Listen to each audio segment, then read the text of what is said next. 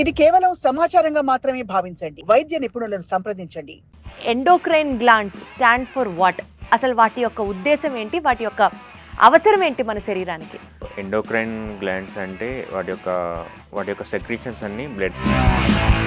Diabetes అనేది ఒక endocrine ప్రాబ్లంగా కూడా మనం చూడాల్సిన అవసరం ఉందంటారా? ఎండోక్రైన్ ప్రాబ్లం ఎలా స్టార్ట్ అవుతుంది అంటే it because of endocrine glands పని చేయకపోవడం వల్ల సరిగ్గా మనకి ఎలాంటి ప్రాబ్లమ్స్ వస్తుంటాయి, ఎలాంటి డిసీజెస్ వస్తూ ఉంటాయి? ఇన్సులిన్ కనుక తక్కువైతే మనకు టైప్ 1 డయాబెటీస్ వస్తుంది. సమ్ టైమ్ ఈ ఎండోక్రైన్ హెల్త్ అనేది మనం ముఖ్యంగా కాపాడుకోవాలి అని అంటే దానికి మన లైఫ్ స్టైల్ ఎలా ఉండాలి? ఫుడ్ విషయంలో వస్తే మనం ఎక్కువ డయాబెటీస్ అనేది ఒక ఎండోక్రైన్ ప్రాబ్లంగా కూడా మనం చూడాల్సిన అవసరం ఉందంటారా? ఎండోక్రైన్ ప్రాబ్లం ఎలా స్టార్ట్ అవుతుంది అంటే it because of life. Endocrine glands పని చేయకపోవడం వల్ల సరిగ్గా మనకి ఎలాంటి ప్రాబ్లమ్స్ వస్తుంటాయి, ఎలాంటి డిసీజెస్ వస్తూ ఉంటాయి? ఇన్సులిన్ కనుక తక్కువైతే మనకు టైప్ 1 డయాబెటీస్ వస్తుంది. సమ్ టైమ్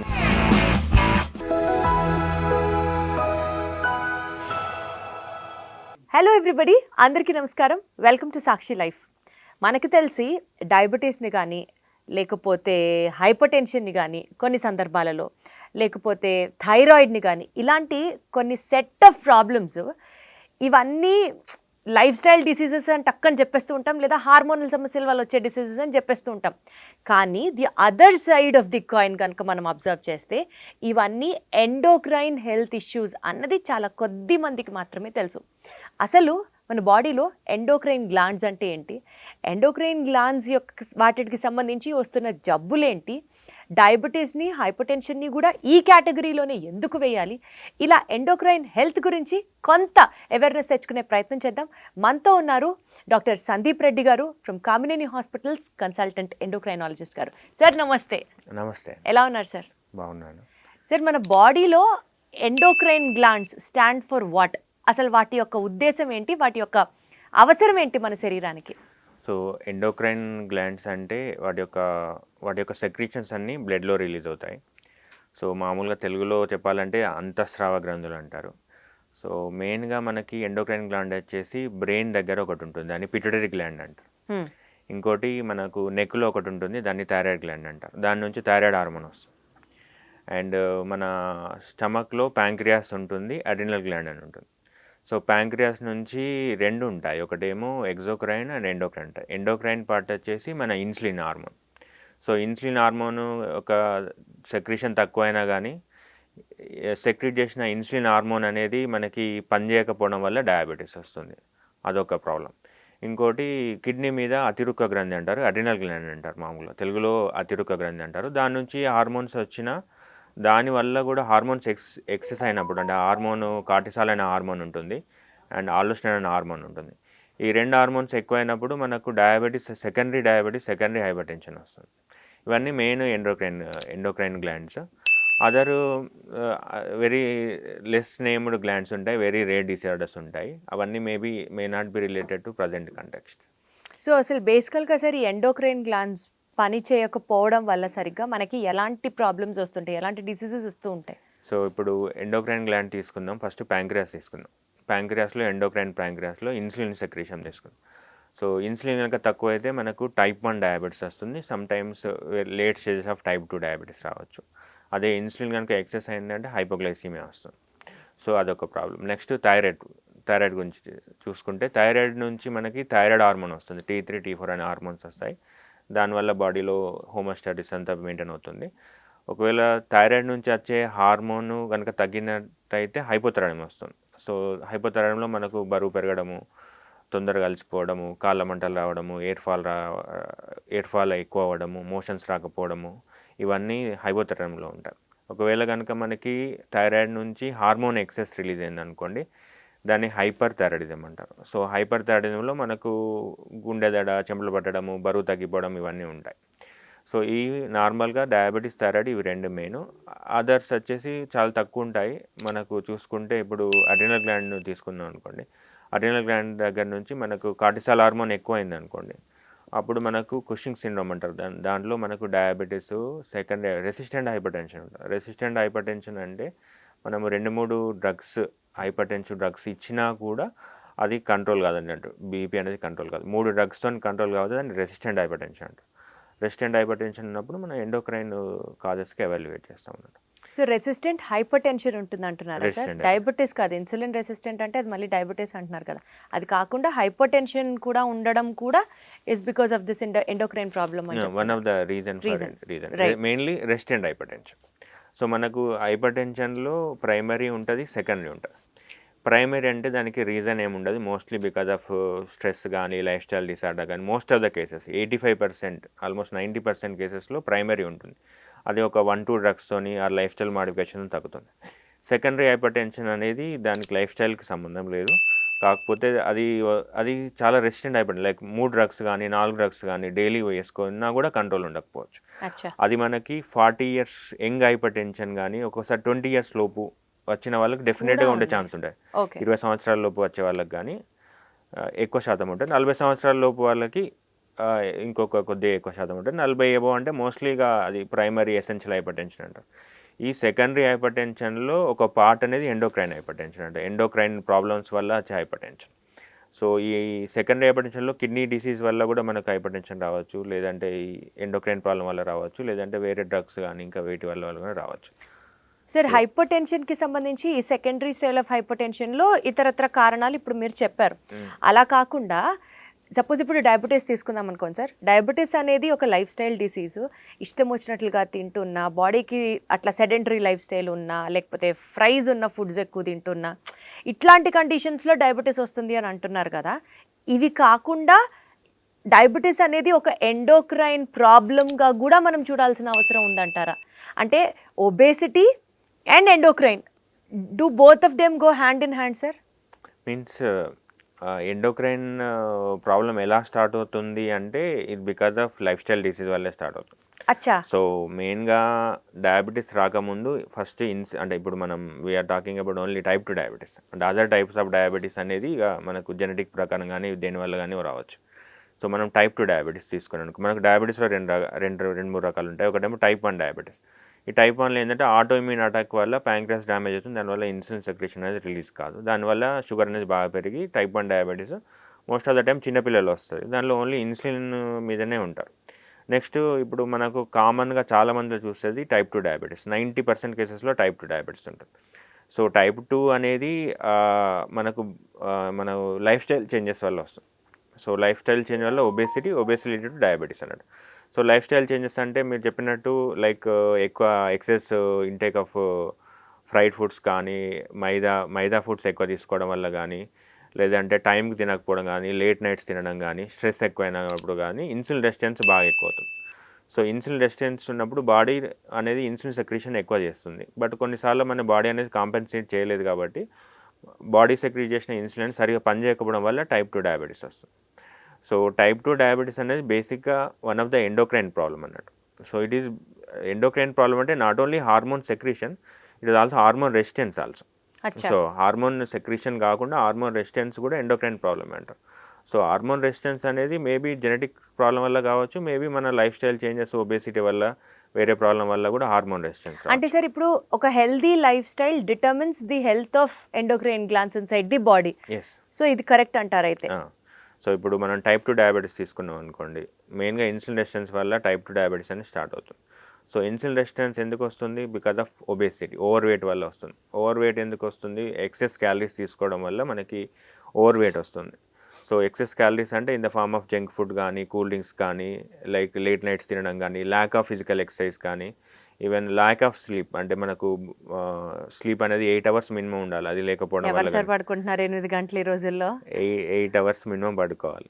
మినిమం పడుతున్నారు మళ్ళీ 8 hours పడుకుంటే మీకు.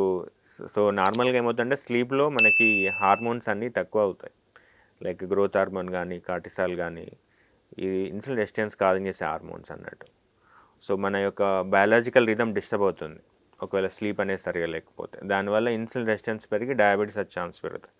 ఎప్పుడైనా ఎవరైనా నైట్ డ్యూటీ చేసే వాళ్ళకి కానీ, నైట్ షిఫ్ట్ వర్కర్స్ కానీ, వాళ్ళలో ఈ డయాబెటీస్, కార్డియోవాస్కులర్ అంటే గుండెకి సంబంధించిన ప్రాబ్లమ్స్, హైపర్ టెన్షన్, థైరాయిడ్ ఇవన్నీ ఎక్కువ వస్తాయి.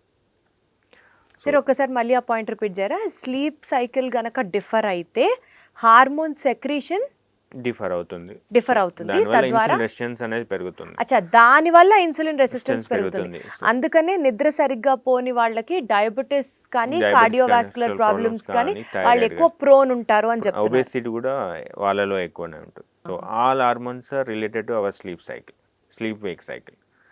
So whenever there is a disturbance in sleep wake, అంటే మన స్లీప్ వేక్ సైకిల్ ఏమైనా డిస్టర్బెన్స్ వస్తే కంపల్సరీ హార్మోనల్ డిస్టర్బెన్స్ వచ్చి అన్ని ప్రాబ్లమ్స్ అనేవి స్టార్ట్ అవుతాయి అన్నట్టు. ఓకే, చాలా క్లియర్గా అర్థమైంది సార్. సో ఎండోక్రైన్ హెల్త్ బాగుండాలి అని అంటే sleep and wake cycle should be in perfect sync అనమాట. yes. ఓకే, ఇది ఇంపార్టెంట్ పాయింట్. సార్ ఇప్పుడు డయాబెటీస్ వచ్చింది, షుగర్ వచ్చింది, థైరాయిడ్ వచ్చింది, ఇవి ఎండోక్రైన్ ప్రాబ్లమ్స్ అని మనం ఇప్పుడే మాట్లాడుకున్నాం.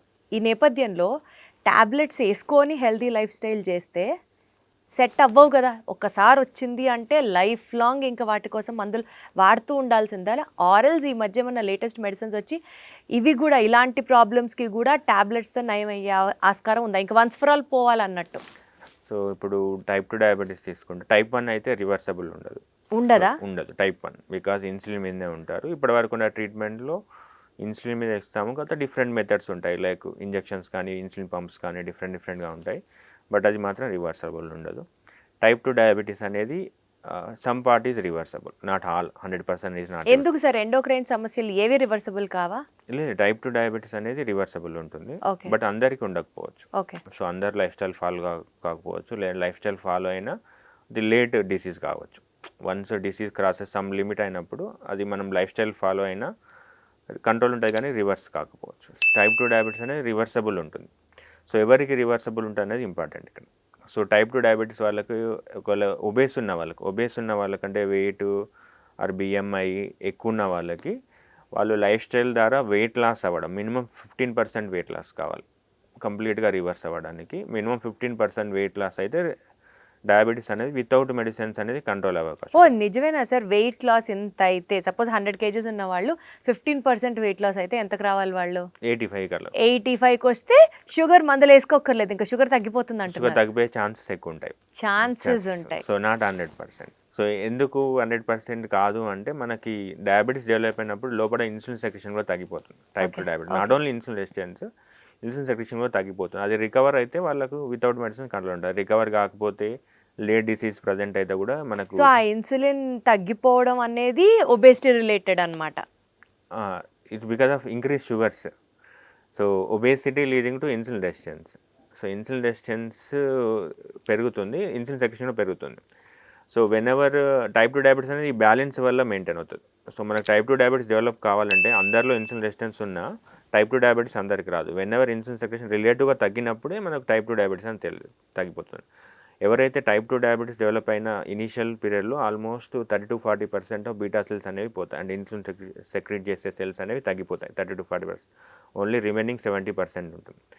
ఒకవేళ మనకు ఇప్పుడున్న ట్రయల్స్ ప్రకారము వెయిట్ లాస్ అయితే ఆల్మోస్ట్ 40% కేసెస్, 100 కేసెస్ తీసుకుంటే 40% కేసెస్లో రివర్సబుల్ అయ్యే ఛాన్స్ ఉంటుంది. అది కూడా ఎవరికి ఎర్లీ డయాబెటీస్, అంటే within 5 years of diabetes onset కానీ, లెస్ నెంబర్ ఆఫ్ మెడిసిన్స్ వాడుతున్నట్టు కానీ, బిఎంఐ బాగా ఓవర్ వెయిట్ ఉన్న వాళ్ళు కానీ, యంగ్ ఏజ్ వాళ్ళు కానీ, ఓల్డ్ ఏజ్ కాకుండా వితౌట్ ఎనీ కోమార్బిడిటీస్ లైక్ అదే మామూలు కార్డియాక్ ప్రాబ్లం కానీ, కిడ్నీ ప్రాబ్లం లేని వాళ్ళు కానీ, వాళ్ళు ఎవరైనా ఫాలో అయితే, డైట్ ఫాలో అయ్యి వెయిట్ లాస్ అయితే, అప్పుడు డయాబెటీస్ అనేది 40% రివర్సబుల్ అయ్యే ఛాన్స్ ఉంటుంది. ఇటు 1 year ఉన్న స్టడీస్ ప్రకారం. సో 2 yearsకి మేబీ 30% ఉండొచ్చు, మేబీ 10 yearsకు 10-11%కి వస్తుంది. Okay sir. సో ఎందుకంటే లైఫ్ స్టైల్ అనేది, డైట్ అనేది ఎక్కువ మంది ఎక్కువ రోజులు సస్టైన్ చేయలేరు. సో అవర్ ఏమి అంటే మనకు కాన్స్టెంట్ సపోర్ట్ కావాలి ఎవరికైనా to maintain the life style. Constant support ఒకటి, మోటివేషన్ ఒకటి కావాలి to maintain the life style అన్నట్టు.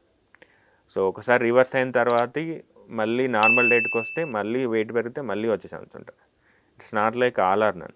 అంటే ఒకసారి వచ్చి మళ్ళీ తగ్గిన తర్వాత మళ్ళీ వెళ్ళిపోదు కంప్లీట్. అంటే ఇంకా లైఫ్ లాంగ్ లైఫ్ స్టైల్, ఇట్లా లైఫ్ స్టైల్ అండ్ ఇవన్నీ లైఫ్ స్టైల్ అనేది ఒక మెడిసిన్ లాంటిది, లైఫ్ లాంగ్ కంటిన్యూ చేస్తుండాలి. కొందరు 15-20 years కూడా వితౌట్ మెడిసిన్స్ మెయింటైన్ చేసిన వాళ్ళు ఉన్నారు. Wonderful sir. సో 20-25 years కూడా వితౌట్ మెడిసిన్స్ కూడా మెయింటైన్ చేయడం. కొందరు చాలా రోజుల నుంచి మెడిసిన్స్ వాడి వెయిట్ లాస్ అయ్యి మెడిసిన్స్ ఆపేసిన వాళ్ళు కూడా ఉన్నారు. కొందరు ఇన్సులిన్ మీద నుంచి కూడా వెయిట్ లాస్ అయ్యి అండ్ ఇన్సులిన్ ఆపేసి మెడిసిన్స్ ఆపేసి మెయింటైన్ చేసే వాళ్ళు కూడా ఉన్నారు. సో ఈ కాన్సెప్ట్ ఎక్కడి నుంచి వచ్చిందంటే, రివర్సబుల్ అనేది మనకు బెరియాట్రిక్ సర్జరీస్ అండి, మెటబాలిక్ సర్జరీ, ఒబేస్ ఉన్న వాళ్ళకి మనం సర్జరీ చేసి వెయిట్ లాస్ రావడం వల్ల వాళ్ళలో చాలామందికి రివర్స్ అవుతుందండి డయాబెటీస్. ఆ కాన్సెప్ట్ మీద మనము వెయిట్ లాస్ అదే డైట్ ఇచ్చి వెయిట్ లాస్ చేయడం ద్వారా మనకి డయాబెటీస్ రివర్సల్ అయ్యే ఛాన్స్ ఎక్కువ ఉంటుంది. ఇంకోటి మెడిసిన్స్ కూడా కొత్తగా వచ్చాయి ఈ మధ్యలో వెయిట్ లాస్కి. సో మెయిన్గా GLP-1 అనలాగ్స్ అంటారు. వీటిలో ఏమవుతుందంటే వీటిని మనకున్న అవైలబుల్ ఉన్న డ్రగ్స్ అయితే మనకు ఇప్పుడు మాత్రం 2 ఉన్నాయి. వేరే కంట్రీస్లో అయితే ఎక్కువ ఉన్నాయి.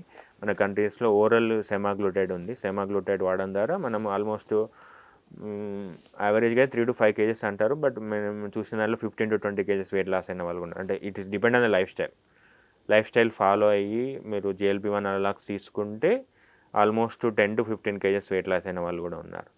సో ఇంకోటి ఇంజెక్షన్ ఉంటుంది, లిరాగ్లూటైడ్ అనే ఇంజెక్షన్ ఉంటుంది. అది కూడా తీసుకోవడం ద్వారా మనం వెయిట్ లాస్ అయిన వాళ్ళు. బేసిక్గా ఎండోక్రైన్ హెల్త్ అనేది ఒక మనిషి యొక్క బేసల్ మెటబాలిక్ రేటు ఒబేసిటీ మీదే ఆధారపడి ఉంటుంది అన్నట్టు అర్థం చేసుకోవాలా? సో ఇది only one part of endocrine disease. So మనకి ఎండోక్రైన్ హెల్త్ అనేది ఒకటేమో ఒబేసిటీ, మీరు చెప్పే లైఫ్ స్టైల్, ఇంకా కొన్నిసార్లు మనకు జెనెటిక్ మీద కూడా డిపెండ్ అవుతుంది. సో ఇప్పుడు సపోజ్ మనకి type 1 డయాబెటీస్ చూసుకోండి, most of the time it relate to HLA genes. దానివల్ల ఆటో ఇమ్యూనిటీ ట్రిగ్గర్ అయ్యి మనకు కావచ్చు. ఇప్పుడు థైరాయిడ్ చూసుకోండి, థైరాయిడ్ కూడా autoimmune disorder, hypothyroidism, autoimmune hypothyroidism అని ఉంటుంది. దాంట్లో కూడా ఆటో ఇమ్యూన్ ట్రిగ్గర్ కావడానికి జీన్స్ ఉండాలి. థైరాయిడ్ అనేది బేసికల్గా ఆటో ఇమ్యూనా సార్?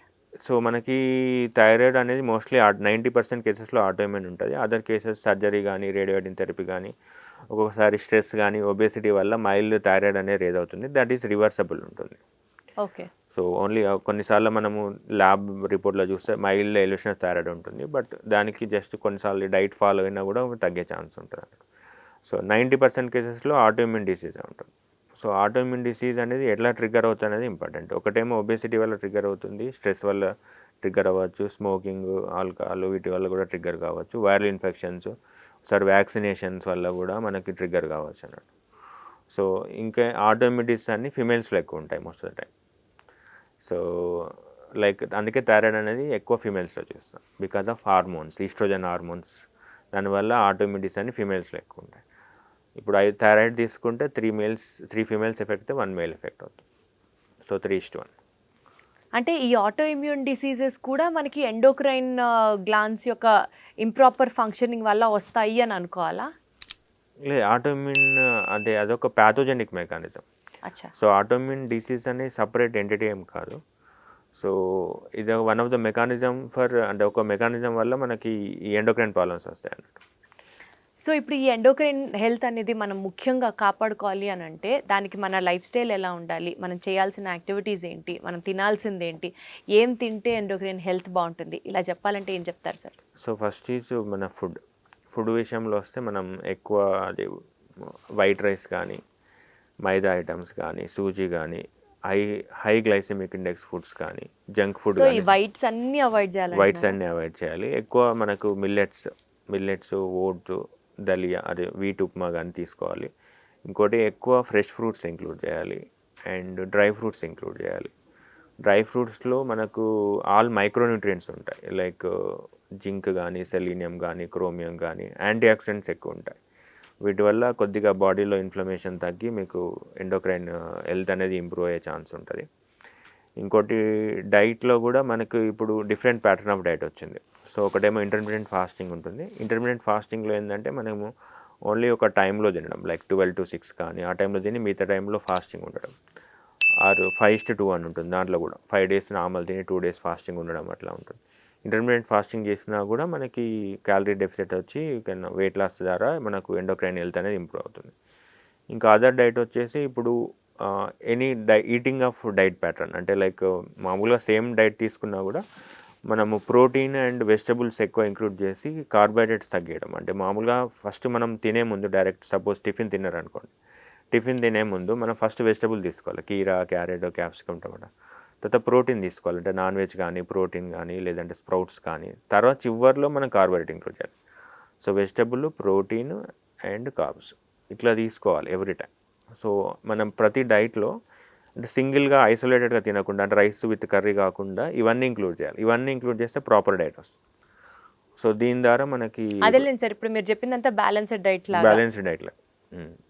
కాకపోతే చాలా మందిలో మనకు ఏమవుతుందంటే ఇండియన్ డైట్లో 70% కార్బ్స్ ఉంటాయి, దాన్ని 40%కే తగ్గాలి. ఓకే, 30% తగ్గాలి. మిగతా 30%లో వెజిటబుల్స్, ప్రోటీన్ యాడ్ చేయాలి. Got it sir. సో దాని ద్వారా మనకి ఇది డైట్ ఒకటి. ఇంకోటి ఎక్సర్సైజ్ ఇంపార్టెంట్. ఎరోబిక్ కానీ ఎనరోబిక్ కానీ or you can go for gym కానీ walking at least 30 minutes per day కావాలి, 150 minutes పర్ వీక్ కావాలి. Exercise and sleep and avoiding smoking, alcohol is important. ఇవన్నీ important for lifestyle. And one more important thing is avoiding stress. So that is most. అంటే stress వల్ల అన్ని diseases రావచ్చు. Even thyroid రావచ్చు, diabetes రావచ్చు, and cardiovascular problems రావచ్చు, అన్ని problems రావచ్చు స్ట్రెస్ వల్ల. Stress will cause all problems అన్నట్టు. So avoiding the stress is the most important. అసలు మన బాడీలో ఉన్న ఎండోక్రైన్ గ్లాండ్స్ ఏమేమి ఉన్నాయి సార్? వాటి పేర్లు చెప్పండి sir. So first pituitary gland. Pituitary gland అది బ్రెయిన్ దగ్గర ఉంటుంది. దాని నుంచి మనకు ఆల్మోస్ట్ 6-7 హార్మోన్స్ వస్తాయి. Next thyroid gland. నెక్స్ట్ అనేది ప్యాంక్రియాస్ దగ్గర మనకు ఎండోక్రైన్ పార్ట్ ఉంటుంది, ఎగ్జోక్రైన్ 2 ఉంటాయి. Next adrenal gland. సో మనకి ఇంకా ఫిమేల్ ఆర్గాన్స్లో అయితే ఓవరీస్, మేల్స్ అయితే టెస్టిస్, అవి కూడా ఎండోక్రైన్ గ్లాండ్స్ కిందకి వస్తాయి. ఇంకా కొన్ని అంటే ఇంటెస్టైన్లో అక్కడ ఉంటుంది, బోన్స్లో కూడా ఉంటుంది ఎండోక్రైన్. సో ఈవెన్ ఆస్టియోపోరోసిస్ అనేది కూడా ఎండోక్రైన్ ప్రాబ్లం. అదే ఎట్లా అవుతుంది సార్? ఆస్టియోపోరోసిస్ అంటే ఎముకల్లో డొల్లబారిపోవడం కదా, అది కూడా ఎండోక్రైన్ గ్లాండ్ ఎట్లా, ఐ మీన్ ఎండోక్రైన్ ప్రాబ్లమ్గా ఎందుకు చూడాలి మనం? అది ఈస్ట్రోజన్ డెఫిషియన్సీ వల్ల. సో ఈస్ట్రోజన్ అనేది over interest. Most of the time post menopausal osteoporosis అనేది ఎండోక్రైన్ ప్రాబ్లమే. సో ఈవెన్ మనకు ఈ బోన్లో ఉండే కణాలు ఉంటాయి, ఆస్టియోబ్లాస్ట్, ఆస్టియోక్లాట్స్, అవి సెక్రెట్ చేసే హార్మోన్స్ కూడా ఎండోక్రైన్ హార్మోన్స్. సో బాడీలో చాలా వరకు అన్నిట్లో ఎండోక్రైన్ పార్ట్ ఉంటుంది కంపల్సరీ. సో అసలు బేసికల్గా సార్ ఈ ఎండోక్రైనాలజీలో ఇప్పుడున్న లేటెస్ట్ ఎమర్జింగ్ ట్రెండ్స్ ఏంటి సార్? సో దట్ మనకు అది హెల్ప్ అయ్యి టెక్నాలజీని యూజ్ చేసుకొని ఎండోక్రైన్ ప్రాబ్లమ్స్ని ముందే పసిగట్టడానికి కానీ, ఆర్ ఎల్స్ ఫ్యూచర్లో డయాబెటీస్, హైపర్ టెన్షన్ రాకుండా ఇప్పుడే మనం ప్రివెంట్ చేయడానికి కానీ, for that example even thyroid, అట్లాంటివి ఏమన్నా ఉన్నాయా? అంటే ప్రిసిజన్ మెడిసిన్ వస్తుంది. ప్రిసిజన్ మెడిసిన్లో మనము యాక్చువల్గా జెనెటిక్ అనాలిసిస్ ద్వారా సో మనము you can predict the onset of any disease, not only endocrine disease. దాన్ని ప్రిసిజన్ మెడిసిన్ అంటారు. It's maybe in the development stage. So ఇప్పుడున్న టెక్నాలజీలో, ఇప్పుడున్న దాంట్లో డయాబెటీస్ అంటే ఎలా మంచిగా మేనేజ్ చేయొచ్చు, లైక్ మనకు డయాబెటీస్ వచ్చిన తర్వాత దాంతో కలిసి ఎలా బతకచ్చో చెప్తున్నారు అందరూ. బట్ ప్రిసిజన్ మెడిసిన్ అనేది ఫ్యూచర్లో రావచ్చు. అచ్చా. సో ఇప్పుడున్న డెవలప్మెంట్ ప్రిసిజన్ మెడిసిన్ అంటే యూ కెన్ ప్రిడిక్ట్, ముందే మనం ప్రిడిక్ట్ చేయొచ్చు ఏమైనా డిసీజ్ వస్తుందా రాదా, జెనెటిక్ ద్వారా మనం ఐడెంటిఫై చేయొచ్చు అన్నట్టు. సో ఇప్పుడున్న టెక్నాలజీ ద్వారా మనం అంటే బెటర్ కంట్రోల్ ఎలా చేయగలుగుతాం. ఇంతకుముందు అంటే కంటిన్యూస్ గ్లూకోజ్ మానిటర్స్ ఉన్నాయి, మనకి ఇంతకుముందు లేవు. ఈ కంటిన్యూస్ గ్లూకోజ్ మానిటర్స్ అంటే కొన్నిసార్లు మనం డిఫికల్ట్ టు కంట్రోల్ డయాబెటీస్ ఉన్న వాళ్ళకి ఎలా కంటిన్యూస్గా మానిటర్ చేస్తూ ఇన్సులిన్ డోస్ అడ్జస్ట్ చేస్తూ కంట్రోల్ చేయొచ్చు అన్నట్టు. అదొకటి. కొన్ని ఇన్సులిన్ పంప్స్ కూడా అడ్వాన్స్ ఇన్సులిన్ పంప్స్ వచ్చాయి, అవి వాటికవే పనిచేస్తాయి. సో షుగర్ పెరిగినా తగ్గిస్తాయి, షుగర్ తగ్గించినా కూడా వాటిని ఇన్సులిన్ రిలీజ్ ఆపేస్తాయి. అలాంటి ఆర్టిఫిషియల్ ప్యాంక్రియాస్, ఆల్మోస్ట్ ఇక మనకు ఎక్స్టర్నల్ ప్యాంక్రియాస్ పెట్టుకున్నట్టు. సో ఆర్టిఫిషియల్ పంప్స్ వచ్చాయి. ఓన్లీ మేనేజింగ్ డయాబెటీస్ వచ్చాయి. ప్రివెన్షన్కి maybe in the developmental stage ఇంకా మేబీ మీరు నాకు చెప్పినట్లు ప్రెసిషన్ మెడిసిన్ ఒక్కటే can give us that ray of hope ఏమో. సో బేసికల్గా సార్ నాకు అర్థమైంది ఈరోజు మీతో మాట్లాడిన తర్వాత, ఎండోక్రైన్ గ్లాండ్స్ హెల్త్ పర్ఫెక్ట్గా ఉంటే, అంటే ఒక మనిషికి కనుక ఎండోక్రైన్ హెల్త్ పర్ఫెక్ట్గా ఉంటే చాలా దీర్ఘకాలిక వ్యాధుల్ని మనం నివారించిన వాళ్ళమే అవుతాం. అది డయాబెటీస్ కావచ్చు, షుగర్ కావచ్చు, హైపర్ టెన్షన్ కావచ్చు, ఏదైనా కావచ్చు. సో ఎండోక్రైన్ హెల్త్ని కాపాడుకోవడానికి మనిషి చేయాల్సిన ఒక 3 అత్యవసరమైన పనులు చెప్పాలి అంటే ఏం చెప్తారు sir? Food, life style first చెప్పారు, ఎస్ ఫుడ్. తర్వాత ఎక్సర్సైజ్ ఇంపార్టెంట్. చాలామంది ఓన్లీ ఫుడ్ ఫాలో అయితే సరిపోతుంది. చాలామంది అడ్వర్టైజ్లు కూడా చూస్తారు, మీరు ఎక్సర్సైజ్ చేయని అవసరం లేదు, జస్ట్ డైట్ ఫాలో అయితే వెయిట్ లాస్, అట్లా కాకుండా compulsory food and life style followed by avoiding stress. ఆ స్ట్రెస్ని అవాయిడ్ చేయడం ఒకటే ఎలాగో చెప్పాలి సార్. స్ట్రెస్ ఎందుకు వస్తుంది అంటే, మనం ఇప్పుడు చేయాల్సిన పనిని పోస్ట్పోన్ చేస్తే వస్తుంది స్ట్రెస్ అంతే. సో మనకు ఒక థింగ్ మీద కంట్రోల్ ఉంటుంది, బట్ తక్కువ కంట్రోల్ ఉంటుంది, దాన్ని మనం మేనేజ్ చేయలేకపోతాం. సో మనం అంటే సపోజ్ స్ట్రెస్ అంటే ఒక్కొక్క దాంట్లో ఒక విధంగా ఉంటుంది. సో మీరు సపోజ్ స్టూడెంట్ అనుకోండి, సో రేపు అక్కడ ఉన్న స్ట్రెస్ ఒకలా ఉంటుంది. సో ఏదైనా పనిని డిలే చేస్తేనే మోస్ట్ స్ట్రెస్ వస్తాయి. యూ షుడ్ బి స్మార్ట్, అంటే స్మార్ట్ వర్క్ ఉండాలి, లేదా దెన్ హార్డ్ వర్క్ కాకుండా. Got it sir, got it. So బేసికల్గా డాక్టర్ గారు చెప్పినట్లుగా ఫుడ్ తీసుకోవాలి, హెల్తీ ఫుడ్, గుడ్ ఫుడ్. ఇందాక ఆయన చెప్పినట్లుగా ఫైబర్స్ దగ్గర నుంచి micro elements, macro elements, proteins అన్నీ ఉన్నట్టుగా ఒక బ్యాలెన్స్డ్ డైట్ తీసుకోవాలి. మినిమం ఎక్సర్సైజ్ చేయాలన్నారు సార్, ఒక 30 minutes every day. And third one B avoiding stress. ఇంకా స్ట్రెస్ అవాయిడ్ చేయడానికి ఎన్ని మార్గాలు ఉంటాయో యూట్యూబ్ మొత్తం మీకే ఎక్కువ బాగా తెలుస్తుంది నేను చెప్పేదానికన్నా. సో ఇవన్నీ కనుక ఫాలో అయితే 100% ఎండోక్రైన్ హెల్త్ని మనం నిలబెట్టుకున్న వాళ్ళం అవుతాం, అంతే కదా సార్? తద్వారా దీర్ఘకాలిక సమస్యలని ఎన్నో మనం నివారించిన వాళ్ళం అవుతాం. Wonderful talking you sir, thank you so much.